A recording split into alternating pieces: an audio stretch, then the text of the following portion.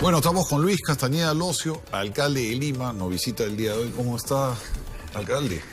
Bien, contento de estar con usted. Con ganas de hablar.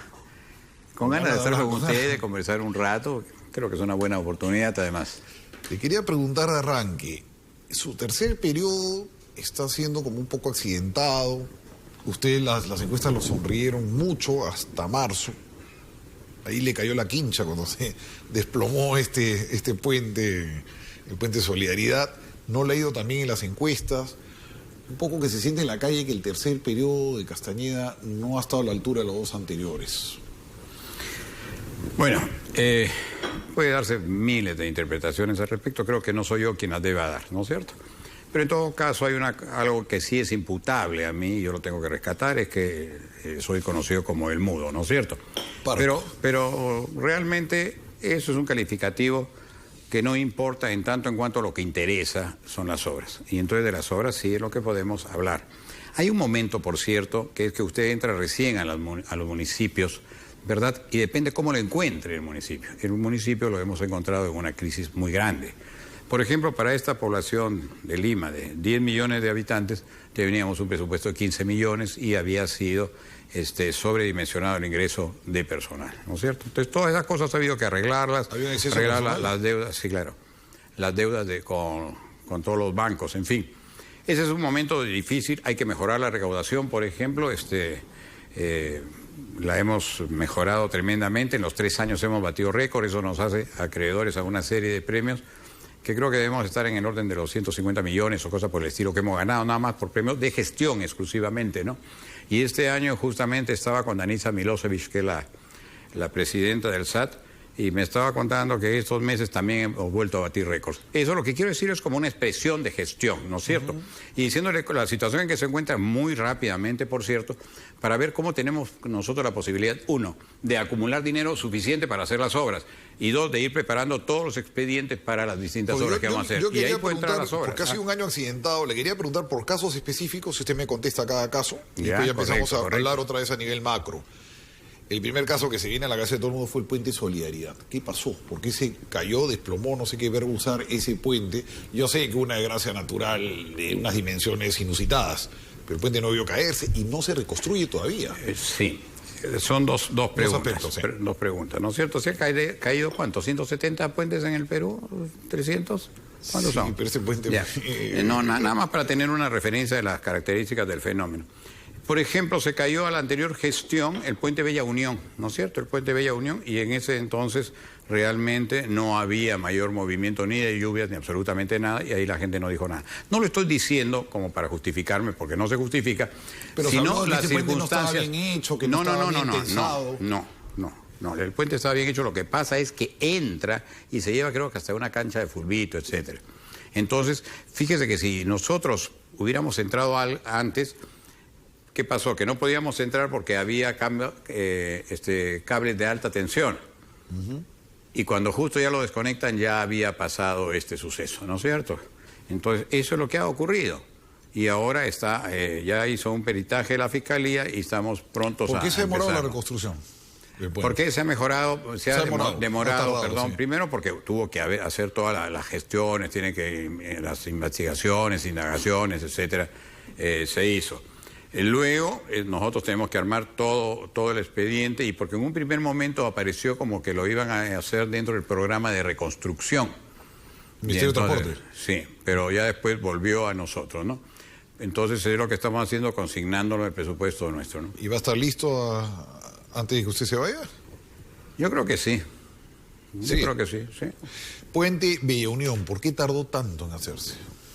Mire una cosa, claro que ha tardado, porque eso ha sido más o menos a 4 años que se ha comenzado, ¿no es cierto? Sí, claro. Pero si dividamos pues los años, o sea, ¿cuánto le corresponden a la anterior gestión y cuánto a los míos? ¿No es cierto? Tanto. Sí, pues por eso mismo no habían hecho absolutamente nada.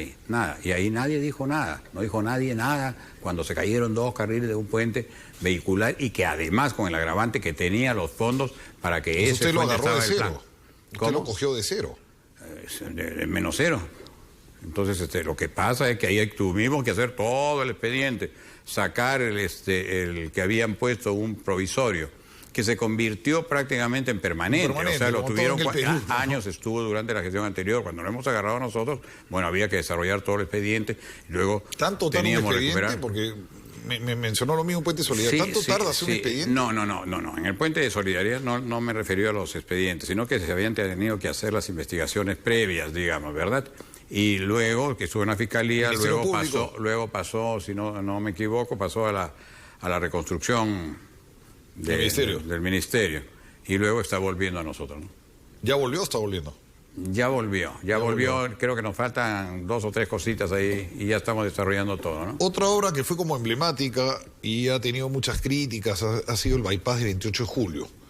Se le critica por 2 aspectos. Uno dice que no es útil, que uno pasa 28 de julio y se vuelve a atorar, ¿no? Un poco más adelante.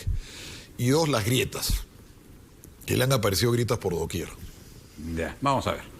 Esto tiene una supervisora.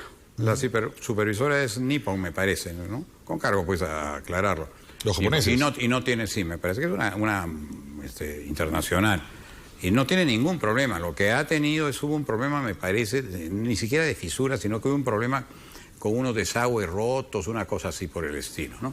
Pero el no tiene ninguna rajadura. Es como dijeron también con el túnel que estamos haciendo, que ya hemos terminado, le acabamos de hacer toda una revisión al túnel y le hicimos además más análisis sobre el mismo y no tiene ninguna rajadura sustantiva. No hay ningún problema. Lo que pasa es que ahí, ¿sabe qué? Se hizo toda una guerra sucia. Esa es la verdad de las cosas, se hizo una guerra política, esa es la verdad de las cosas. ¿Y el bypass es útil o no? Pero claro que sí. Pero vaya usted, pase rápido por él ahora. Yo no he ido en hora punta. En hora normal es verdad que pasas bien rápido, pero no dicen que en hora punta la misma lógica pasa para el otro lado también. Porque si no hubiera ese puente, usted se hubiera atorado en todo lo que es el cruce con 28 de julio, ¿verdad? Entonces se ha ampliado no solo eso, sino todo alrededor de la Plaza 28 de julio. Que dicho sea de paso, además, no solo de lo útil que es, sino que también unía el parque de la exposición con el Campo de Marte, a través de una alameda elevada, que era extraordinaria, que le daba un valor además de nuevos espacios públicos. ¿Por qué no se hizo? Porque el Ministerio de Cultura primero nos dijo que sí, después dijo que no. O sea, la alameda no se hace porque eso no quedó muy claro en el público. No, hay por dos el Ministerio de Cultura. Hay dos cosas, hay dos cosas. La parte actual, que estuvo 1 año y pico. O sea, no me vengan a mí a decir que Castañeda lo tuvo parado 3 años, ¿no? 1 año y pico, ¿qué pasó? No, que estuvo en el Ministerio. Ministerio de Cultura. Sí, ¿sabe lo que... el ministro Salvador de Solar. No, creo que primero estuvo con el ministro anterior de Salvador de Solar. Con Diana Álvarez Calderón. Con Diana una parte, con el anterior ministro, con... Nieto Montesino, y luego ya no sé si estuvo Salvador de Solar, ¿ah? Ya. No, me dicen que Salvador Solar no. ¿Y qué pasó en ese año? ¿No le daban los permisos? ¿Cuál era el problema? No dieron autorización. Ni siquiera es zona monumento histórico, esa zona de amortiguamiento. Pero eso no le pueden contestar en una semana, oye, no se puede hacer nada porque esto es zona histórica, punto. Pero entonces le traslado la respuesta yo al ministerio, no a mí. O sea, ellos han demorado, ha sido sumamente lento. Hay que decir pero claro, es sumamente lento. Lo que pasa es que también hay todo un diseño burocrático en el Estado tremendamente denso, pesado, y eso es lo que evita... Entonces Nieto o quien sea en Cultura le dice, no se puede hacer esto. Se quejan ahora que la alameda que se ha hecho no tiene sombra, no tiene gras. Bueno, entonces debe ser daltónico. Que las palmeras son muy bonitas, pero que no dan sombra. Entonces lo voy a techar, pues. No me conteste. No me diga pues que un parque puede poner un árbol que de sombra, ponciana, no sé, pues hay un montón de árboles. Si pongo ponciana, dicen, ¿por qué no puso palmeras que se ven mucho más estilizadas, mucho más bellas, ¿verdad? Entonces, si pongo tal color, ¿por qué no puso el otro color? Si pongo eso, el otro color. ¿Y gras sintético por qué? No, el gras es natural. Hay algunos pedazos que se puso el gras sintético donde se había cavado recientemente.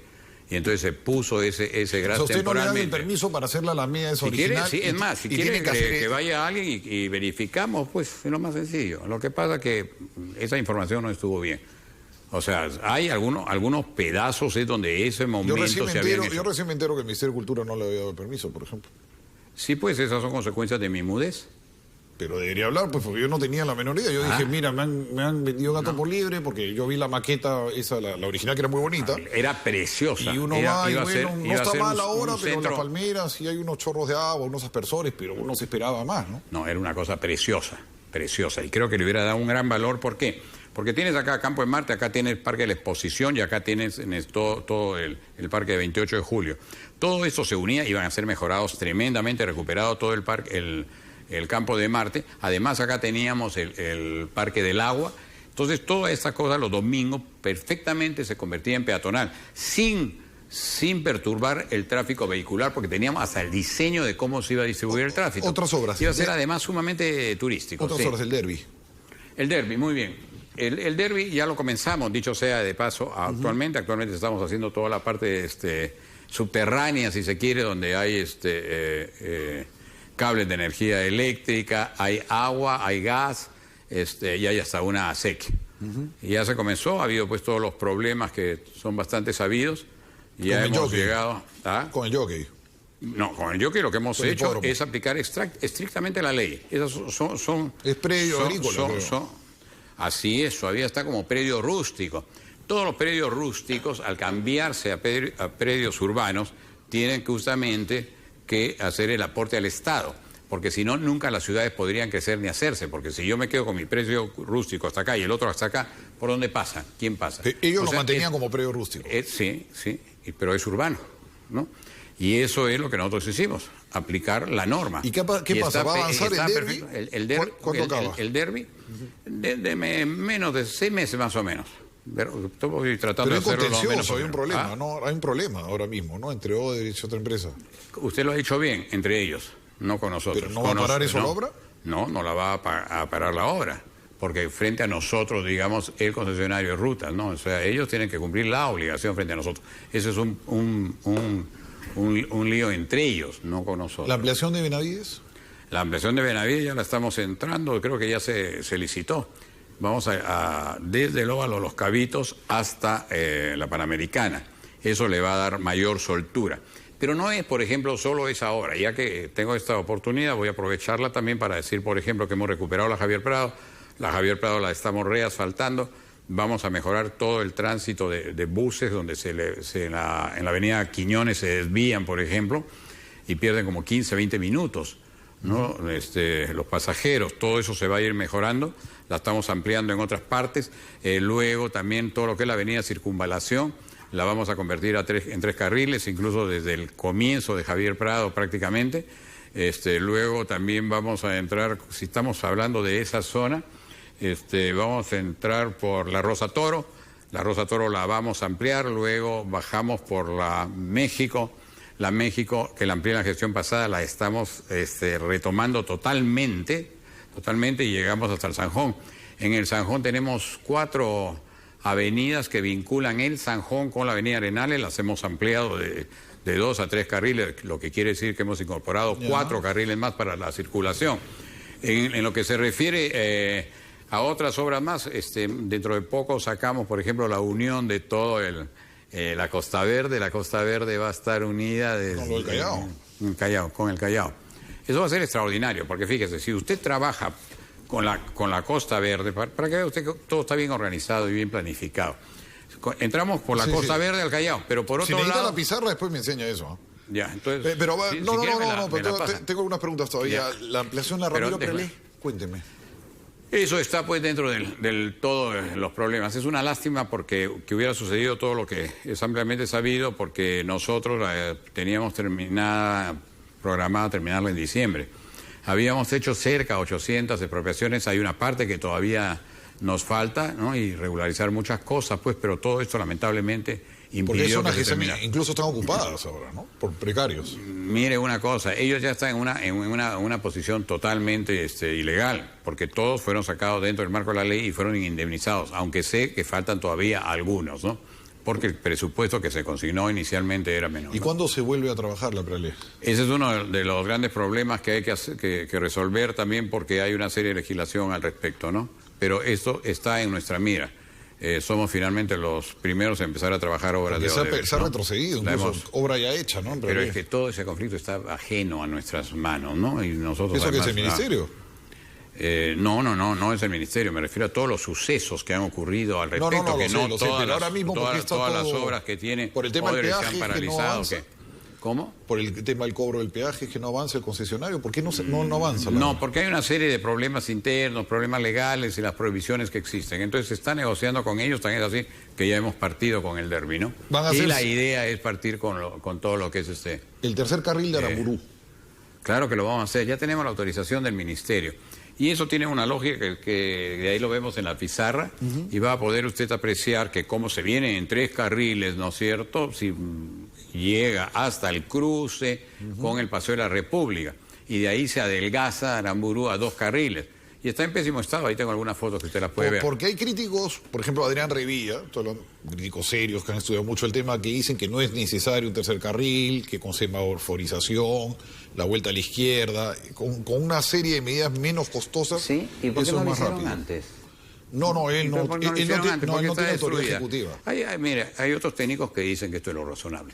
O sea, ¿cómo me arregla usted que vienen 3 carriles por acá, que además entra del carril del Paseo de la República? No, pues, ni siquiera estaba arreglado, va a venir una pista nueva, 3 carriles. Que los problemas son Paseo de la República y Panamá, que ahí es un caos cuando acaba la calle. No, pues porque primero que va a tener semáforos todos inteligentes.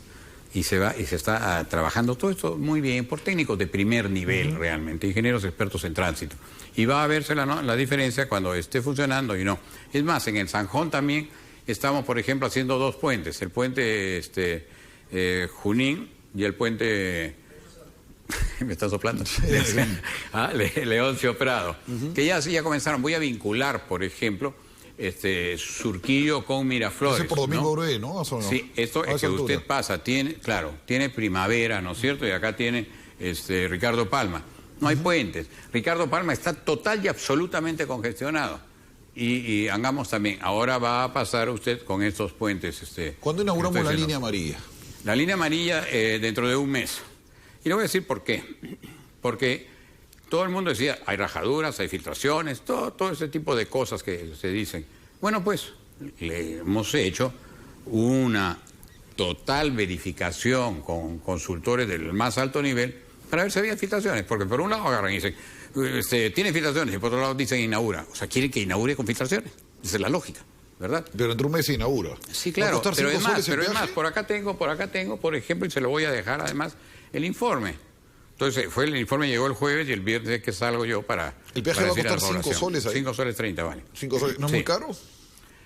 Todo depende, ¿no? Porque también tiene que medir con el ahorro que te produce. Esto es una obra de 10 kilómetros aproximadamente, tiene un túnel de 2 kilómetros, es un túnel de la mejor calidad, está debajo del río, tiene incluso un sistema de alarma, de comunicaciones, está filmado todo al detalle. Contra incendios, además que por eso no lo inauguro en este momento, porque estamos verificando todo el sistema contra incendios. Pero ha quedado un poco en el ambiente. El principal problema de Lima, y uno lo siente, la gente pierde horas. Es espantoso ya para moverse en Lima. Nos hemos distritalizado, ya no salimos de cierto distrito, es el tráfico. Claro. Y la gente te dice, Castañeda no ha arreglado el tráfico, el bus, los corredores no siguieron desarrollándose, ha faltado más infraestructura, faltan semáforos. Claro. El tráfico nos vuelve locos a todos. Claro. Pero vamos a verlo, pues.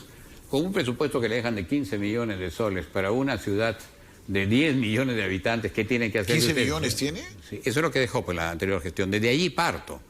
¿Me entiendes? Yo tengo que regularizar todo eso, tengo que reducir el gasto y tengo que aumentar el ingreso. Y mejorar el ingreso y mejorar toda la eficiencia. Entonces ahí, cuando recién empiezo por otro lado a trabajar los expedientes. Y ahora vamos a ver qué cosas tenemos. Por ejemplo, hablamos del Callao. Por un lado vamos a entrar por la Costa Verde y por el otro lado vamos a entrar por la línea amarilla. La línea amarilla, el trayecto de la vía amarilla será más o menos 12 minutos, 15 minutos, a máximo. Y mire. Hasta el aeropuerto. No, solo discurrir la línea amarilla por el kilometraje que tiene. Pero fíjese usted una cosa bien interesante.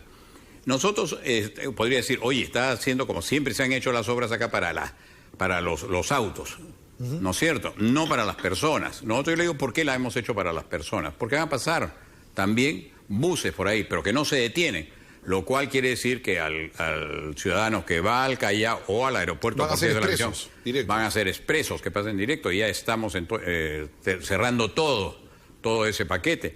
Entonces, fíjese usted, si por otro lado la avenida Grau, ¿no es cierto?, la que hicimos nosotros, que fue exclusivamente la primera vía expresa para el transporte público, ya también la estamos arreglando. Vamos a entrar en estos días, un poco, quizás en los primeros días del próximo mes, porque hay que hacer todos los trámites, o quizás más, si quieres, hasta el paradero del tren. Entonces, fíjate qué interesante. El tren que viene desde Villa El Salvador, etcétera, pasa o circunda Lima. En cambio, ahora lo vinculo yo automáticamente con el tren. Entonces, ¿qué va a pasar? ¿Tiene vinculación? En la pizarra. Después, cuando pasemos al otro bloque, Bueno, es que es apasionante. No, sí, ya se está emocionando, pero en la pizarra lo hacemos. Para cerrar este bloque, antes de pasar en la pizarra, seguridad pública es el otro dolor de cabeza de los limeños. Ayer han asaltado en el Metropolitano. ¿Y por qué los capturaron? No sé, cuénteme. Los capturaron por las cámaras del Metropolitano. Y nosotros pagamos a no sé cuántos policías, y le pagamos 4.500 y le pagamos al Ministerio del Interior. O sea, ahí está pues la seguridad. O sea, no puedes tampoco andar detrás de cada fulano. Pero, por ejemplo, si hablamos de seguridad, es decir, había alguna cámara en la municipalidad que funcionara, no había ninguna. Pero el tablero no había. La cámara, exacto, pero no debió ocurrir. No, pero, perdóname, no debió ocurrir, claro. No debieron educar bien a ese niño entonces, que después se convierte en delincuente, o debieron educar bien en su casa, pero en el colegio entrado, y todo. No había seguridad dando vueltas en la estación, algo que los disuada. Sí, pero ¿cómo sabías que era? Bueno, esa es la lógica del asalto, entran a robar. O sea, yo no sé quién es, pero tienes que tener gente mirando, es cuidando. Que si todos podríamos preverlo, no habrían robos en ninguna casa, en ningún sitio, ¿no? No estoy justificando los robos, de ninguna manera, pero fueron capturados, y fueron capturados por la policía, y fueron capturados en base al reconocimiento de nuestras cámaras, lo cual quiere decir desde acá una disuasión a los delincuentes, pero porque los estamos chequeando. Poco policía Metropolitano, no llegan a 70, me dicen. No lo tengo aquí en la memoria exactamente, o sea, le voy a dar una cifra totalmente arbitraria para salir del problema, pero sí hay seguridad en las líneas. Después estamos, por ejemplo, Lima tiene cámaras, tiene más de 200 y pico que le hemos vinculado a todo el serenazgo, a paneles que los tenemos como estos, donde visualizamos, acercamos las imágenes, etcétera. La Panamericana Sur, la Panamericana Norte, o sea, y ahora estamos sacando 200 cámaras más. Los serenos tienen, por ejemplo, y eso no lo sabe la gente por culpa mía, porque simplemente no lo hemos promovido. Pero todos los serenazgos, por ejemplo, tienen cámaras. Usamos, si se acuerda del laberinto que hubo sobre las armas no letales, que incluso me dispararon a mí, claro, con chaleco antibalas, por cierto. Y se acuerda que el ministro que están prohibidas, etcétera. Hoy la tienen en los, me hacen los serenos. Una última pregunta, casi un ruego me hacen aquí en el interno, antes de pasar ya a la pizarrita. La gente se zancocha en el Metropolitano. Me dicen de que no hay aire acondicionado, las ventanas son muy chiquitas, los veranos son terribles. Sí lo sé, y eso es un problema que quisiéramos arreglar. Pero también nos zancochamos en todos los buses de Lima. También nos zancochamos en todos los... No la respuesta, porque... No es la respuesta, sino que hay que darle a esa pregunta suya, hay que dar una respuesta colectiva y una preocupación. Tengo un servicio especial, no me puede decir porque todos están fregados, entonces yo también no estoy fregado. Vamos esto. ¿Por qué vamos a hacer exclusiones? Que todos tengan aire acondicionado, todos los carros, todos los taxistas. Nosotros queremos mejorarlo, pero eso significa un costo adicional y una modificación adicional en todos los metropolitanos o los buses, y eso significa un mayor costo. Es cierto, las ventanas son chiquitas y no puedes abrir la ventana en tu carro, pues último hora abrir la ventana. Claro, pero en ningún bus hay, ¿no?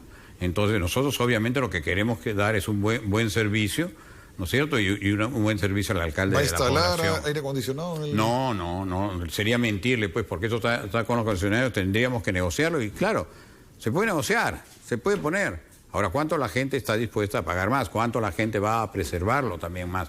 O sea, mire, yo quisiera una cosa, mire.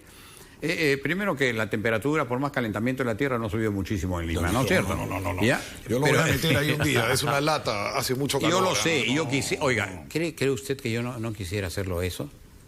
Yo quisiera hacerlo eso. Sí, pero eso significa no solo una serie de modificaciones al bus, significa más costo, significa más consumo, significa más precio, ¿verdad? Entonces hay que considerar todos esos factores. ¿verdad? O sea, yo quiero todo. Si yo pudiera poner helicópteros a la gente, les pongo los helicópteros. Sí, pero un aire acondicionado, tampoco estamos hablando de una central nuclear. No es una cosa tan complicada. Está bien, no es una central nuclear, no estoy diciendo que sea complicado, pero de todas maneras tengo que paralizar un montón de buses, tenemos que cambiarlo o adecuar a los motores y todo, ¿no? Y costar más finalmente. Es una preocupación, sí, si podemos hacerla, la vamos a hacer. Pero lo que pasa es que yo lo que quiero decirle es que yo no le he venido a vender ilusiones. ¿No lo puede ser ahorita en este momento? No lo puedo hacer. ¿Que puede ser y será un objetivo? Sí, será un objetivo. Pero tenemos problemas gigantescos. Eso parte por una renegociación de todo el contrato porque hay modificaciones también en el servicio. O sea, hay una serie de aristas, porque la gente, si yo digo ahorita, le voy a poner aire acondicionado, le estoy mintiendo. Políticas que es tradicional acá en el Perú, el uso de la oferta y no cumplirlo. Yo por eso prefiero hablar con la manera que yo hablo mejor. Son ya las 7:30.